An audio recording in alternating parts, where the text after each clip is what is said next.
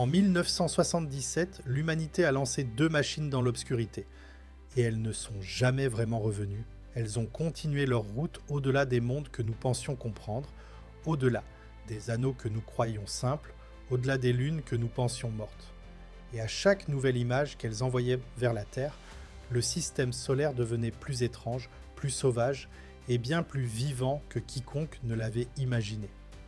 Voyager 1 et Voyager 2 n'étaient pas de simples engins spatiaux.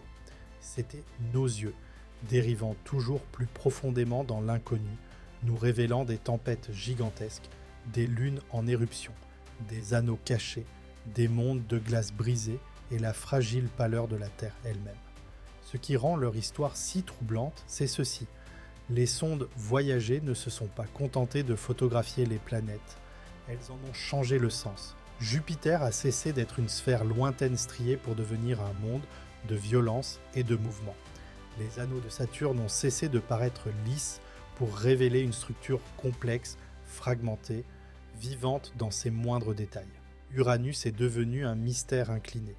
Neptune s'est transformé en une machine à tempête aux confins de la lumière solaire. Et quelque part en chemin, les sondes se sont retournées pour nous montrer quelque chose d'encore plus troublant que n'importe quel monde étranger.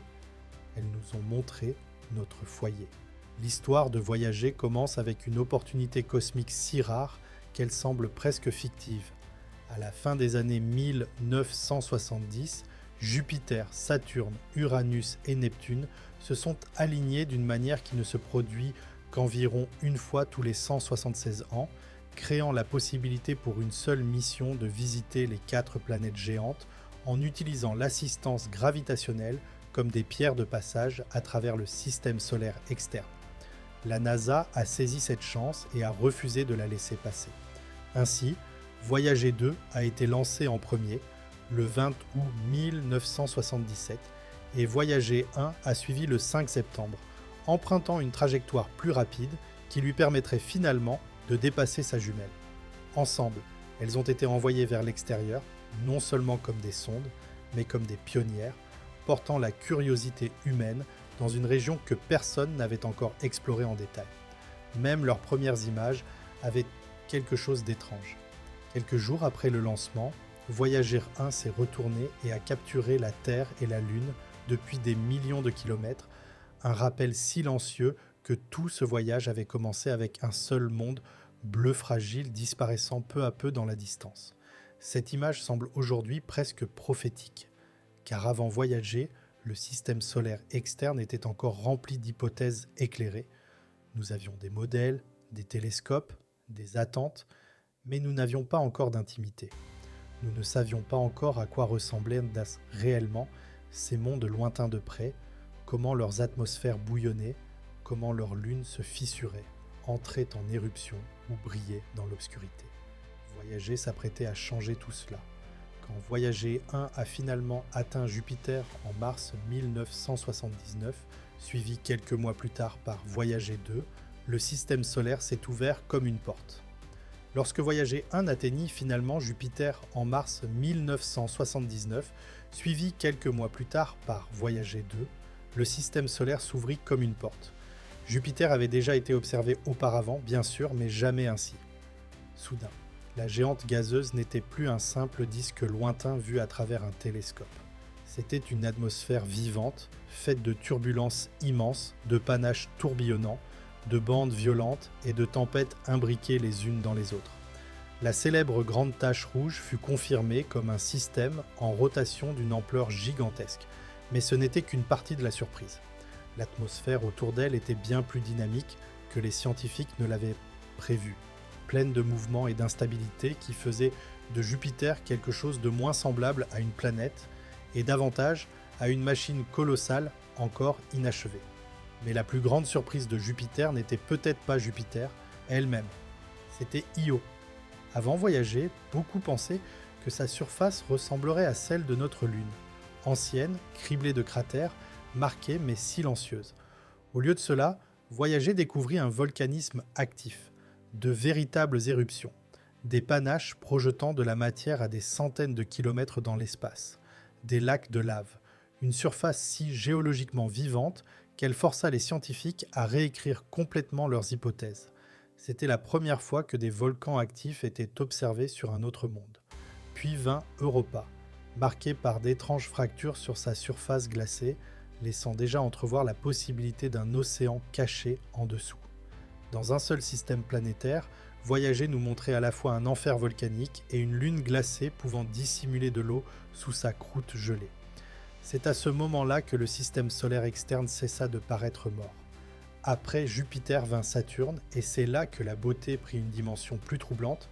Depuis la Terre, Saturne avait toujours semblé élégante, presque sereine, la planète des anneaux et de la symétrie. Mais lorsque Voyager arriva, cette élégance se brisa en une complexité inattendue. Les anneaux n'étaient pas de simples bandes larges comme beaucoup l'avaient imaginé.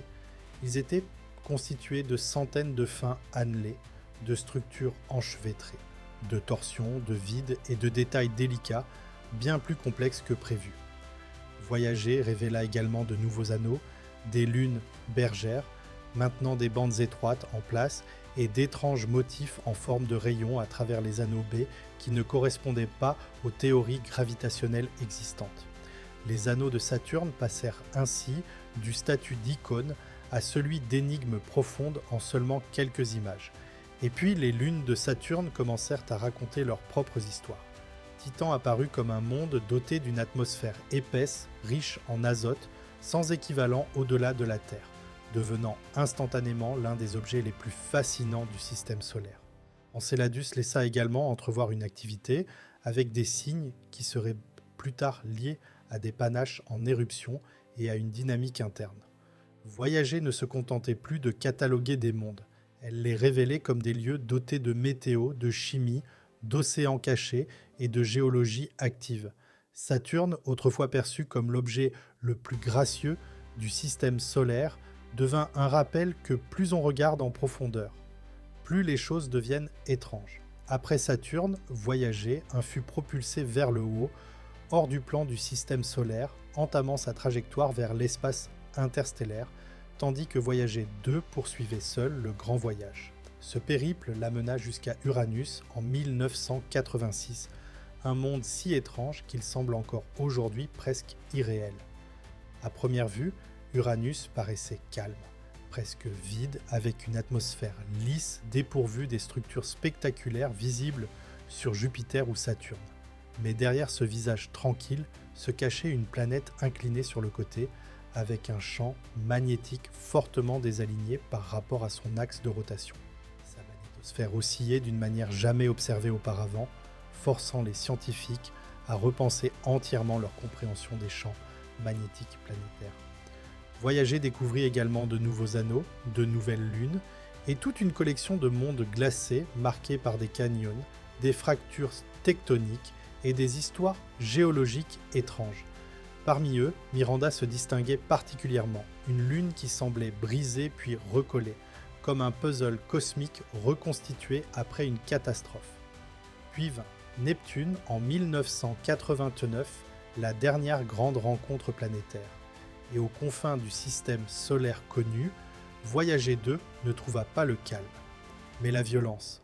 Les vents de Neptune étaient féroces, atteignant des vitesses extraordinaires, et la planète abritait la grande tache sombre, une gigantesque tempête tournoyant dans son atmosphère comme une ombre dans le bleu profond.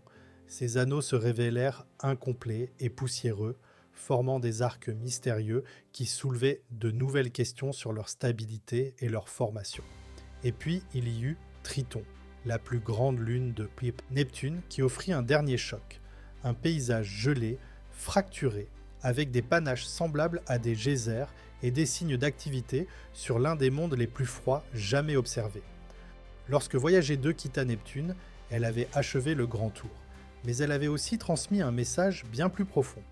Le système solaire externe n'était pas calme, ni simple, ni figé dans le temps. Il était agité, diversifié, rempli de mondes qui refusaient de se comporter comme nous l'avions imaginé. L'une des choses les plus puissantes que Voyager ait accomplies fut de forcer l'humanité à cesser de considérer les lunes comme de simples vestiges. Avant la mission, beaucoup d'entre elles étaient vues comme des compagnons décoratifs des planètes géantes, Intéressant peut-être, mais secondaire. Voyager a détruit cette idée. Encore et encore, les sondes ont révélé des lunes qui ressemblaient à des mondes à part entière, avec leur propre géologie, leur propre météo, leur propre chimie et des histoires profondes inscrites à leur surface. Ce qui semblait autrefois secondaire devint soudain l'un des terrains les plus fascinants du système solaire. Ce changement est essentiel car il a transformé notre manière émotionnelle de voir l'exploration spatiale. Io était en éruption. Europa semblait fissuré par des forces cachées sous la glace. Titan disparaissait sous une atmosphère dense, suggérant quelque chose de complexe en dessous. Miranda semblait brisée puis reconstruite. Triton, quant à elle, paraissait gelée, mais étrangement active, projetant des panaches sombres dans l'un des environnements les plus froids jamais explorés. Voyager a rendu une chose absolument claire, le système solaire n'est pas composé de planètes entourées de satellites silencieux. Il est constitué de systèmes dans les systèmes, de véritables familles, de mondes, chacun portant des mystères suffisamment vastes pour justifier des missions entières à lui seul. Après toutes ces tempêtes, tous ces anneaux, tous ces mondes volcaniques et ces lunes brisées, les sondes, Voyager 1 et Voyager 2, nous ont offert l'une des images les plus troublantes de l'histoire des sciences, simplement en regardant en arrière. Loin des planètes géantes, loin de l'illusion chaleureuse que la Terre occupe une place centrale, l'une des sondes tourna sa caméra vers notre foyer. Ce qu'elle captura était presque insoutenable dans sa simplicité. Un minuscule point de lumière suspendu dans un rayon de soleil, fragile, presque perdu dans l'immensité qui l'entoure. Cette image est devenue célèbre sous le nom de Pale Blue Dot, le point bleu pâle, et cette image a transformé la mission tout autant que Jupiter ou Saturne l'avaient fait. Car soudain, le voyage ne consistait plus seulement à découvrir ce qui existe là-bas, il s'agissait de comprendre ce que nous sommes en comparaison. Chaque empire, chaque guerre, chaque rêve, chaque vie ayant jamais existé, tout cela contenu sur un point si petit qu'il pourrait disparaître si l'on clignait des yeux. Voyager avait traversé le système solaire, découvert des tempêtes de la taille de planètes, des lunes volcaniques, des anneaux d'une finesse inimaginable et des champs magnétiques défiant les théories. Puis, dans un simple regard en arrière, elle nous montra que notre foyer lui-même était d'une fragilité presque impossible à concevoir. C'est peut-être l'image la plus mystérieuse de toutes. La plupart des missions sont mémorisées pour l'endroit où elles s'arrêtent. Voyager, elle, est mémorisée parce qu'elle a refusé de s'arrêter. Après les grandes rencontres planétaires, les deux sondes ont continué leur route vers une région que jamais aucun engin n'avait réellement explorée auparavant. Les planètes étaient derrière elles, mais le mystère, lui, ne faisait que s'intensifier. L'influence du Soleil commençait à s'atténuer. Le vent solaire faiblissait. L'environnement devenait plus étrange, plus silencieux, comme si les sondes naviguaient vers le bord d'un vaste océan invisible. Puis vinrent les traversées historiques, l'entrée de l'humanité dans l'espace interstellaire. Cette partie de l'histoire a quelque chose de presque mythique. Deux machines construites dans les années 1970, toujours en fonctionnement des décennies plus tard, envoyant encore des signaux vers la Terre depuis la frontière entre notre système solaire et la galaxie au-delà. Elles n'étaient plus seulement des exploratrices planétaires, elles étaient devenues des balises, les premiers objets physiques issus de la Terre à pénétrer l'espace entre les étoiles. Et il y a quelque chose de profondément troublant dans cette idée, car même après tout ce qu'elle nous avait montré, les voyageurs continuaient d'avancer dans une obscurité qu'aucune caméra ne pourrait jamais pleinement éclairer, emportant avec elle les derniers murmures d'une civilisation qui les avait lancés bien avant la naissance de nombreux observateurs d'aujourd'hui. Aussi extraordinaires que soient leurs images, un détail rend leur voyage encore plus émouvant. Chaque sonde transporte un disque d'or, le Voyager Golden Record, un message de la Terre, non pas destiné aux scientifiques, mais à l'inconnu, des sons de la nature, des voix humaines, de la musique provenant de cultures diverses, des salutations dans des dizaines de langues, non pas parce que quelqu'un savait qu'il serait trouvé un jour, mais parce que le simple fait de l'envoyer avait une signification. Voyager n'était pas seulement une machine, c'était une capsule temporelle, une archive dérivante de ce à quoi ressemblait l'humanité lorsqu'elle se tenait encore au bord du système solaire, regardant vers l'extérieur avec espoir. C'est cela qui donne à la mission sa beauté presque hantée. Les sondes ont été conçues pour la science, mais elles sont devenues quelque chose de plus grand, elles sont devenues des messagères. Elles ont porté notre curiosité au-delà de Jupiter, Saturne, Uranus et Neptune, et ont continué leur route bien après la fin de leur mission principale. Et quelque part là-bas, au-delà des planètes, au-delà de l'héliosphère, au-delà de la chaleur familière du Soleil, elles poursuivent leur voyage, avec un portrait de la Terre fixé à leur flanc. C'est l'une des idées les plus belles jamais lancées par l'humanité. Même en découvrant à quel point nous sommes petits, nous avons choisi de laisser une trace disant, en quelque sorte, nous étions là.